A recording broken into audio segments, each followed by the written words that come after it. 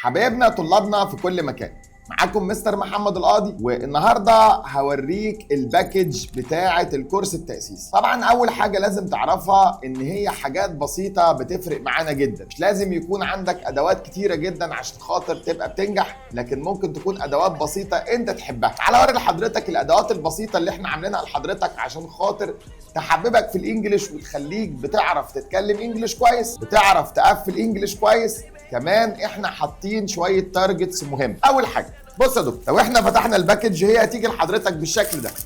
اول خطوه او اول حاجه هنقابلها هي المجله، ودي المجله اللي خاصه بالتعريف بينا والتعريف باساسيات الانجليش كلها. المجله دي اللي انت اول ما هتفتحها كده هتلاقي تعريف بينا، تعريف بالنظام اللي هنمشي عليه فتره الكورس كلها، والمحاضرات هتنزل ازاي، وجزء منها هيكون اونلاين، وازاي حضرتك تقدر تخش على كل التفاصيل بتاعتها. بعد كده زي ما حضرتك شايف هتلاقي كل التفاصيل اللي خاصه بالناونس والبروناونس وهكذا. هتخلص المجله الاولانيه دي وهتبدا تخش معايا على ملزمه بتاعه المحاضره الاولى. ملزمه المحاضره الاولى هي المستوى A1. خلي بال حضرتك لازم الملزمه مع الكتاب بتاع التدريبات اللي هو ده، والكتاب بتاع التدريبات دوت تعبنا فيه جدا.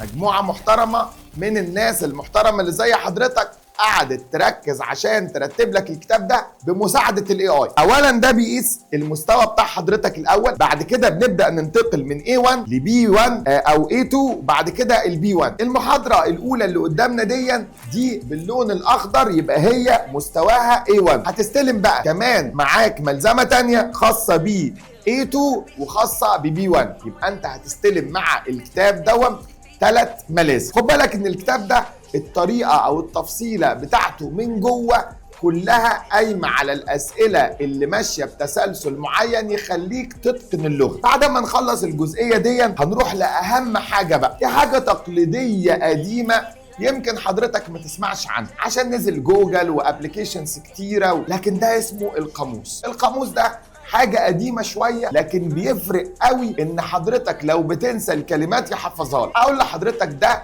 بنعمل بيه. اولا القاموس ده الهدف منه ان احنا نحفظ على الاقل 1000 كلمه. ال1000 كلمه دول هم من اساسيات اللغه. ازاي هنشتغل بالقاموس ده؟ بتقابلني كلمه صعبه بطلعها هنا، بعد ما اطلع الكلمه الصعبه بميزها بقلم ماركر، والتمييز ده بيفرق عندي قوي في دماغي لاني باخد بالي من الكلمه. ممكن اكتب جنب الكلمه، انا سايب لك مساحه هتكتب جمله او تكتب ملحوظه، وبعد ما تخلص هتقفل الكتاب ده، وبكده الكلمه دي اسمها كلمه من الكلمات الصعبه جمعناها هنا. طبعا احنا حطينا الحاجات بقى برضو من الاساسيات، حطينا الريجولار فيربس اللي هي الحاجات الشائعه من الافعال الغير منتظمه في تصريفاتها، الصفات الغير منتظمه، حطينا بعض الاسماء الغريبه اللي جمعها بيبقى غريب عشان يساعدنا في المستوى الاول بتاع الكورس. دي الحاجات اللي انا عايز حضرتك تاخدها. الاهم من الحاجات البسيطه دي ان حضرتك تكون ناوي انك تتغير ويكون عندك نيه على الالتزام، لان الانجليش اللي مش ملتزم فيه برضه مستواه هيفضل زي ما هو. احنا كل الحكايه هنعمل 4 محاضرات هينزلوا على اليوتيوب مجانا، مش محتاج منك اي حاجه غير يكون معاك الباكج، ولو مش تقدر تجيبها هتنزل PDF مع الفيديوهات. كل فيديو بيشرح جزئيه من الليفل بتاعنا. احنا هدفنا نوصل لحد B1، لان اغلب المناهج ان كنت ثانويه عامه او ازهري او بكالوريا المناهج بادئه B2، منهج متقدم محتاج شغل كتير، القطعة فيه صعبة، في كلمات غريبة شوية، بالذات الكلمات الجديدة محتاجة مجهود. عشان نعدي الجزئية دي لازم أنا وإنت نكون مجهزين نفسنا. أقابلك على خير تكون جبت الباكج أو نزلتها وعملت سبسكرايب للقناة اللي اسمها مستر محمد القاضي أكاديمي. لو احتجت حاجة ابعت رسالة على 010,022 167، هتلاقي اخوك محمد القاضي او كل فريق العمل بتاعنا بيرد عليك. احنا في خدمتك، هنساعدك تتحسن باذن الله. اقابلكم على خير.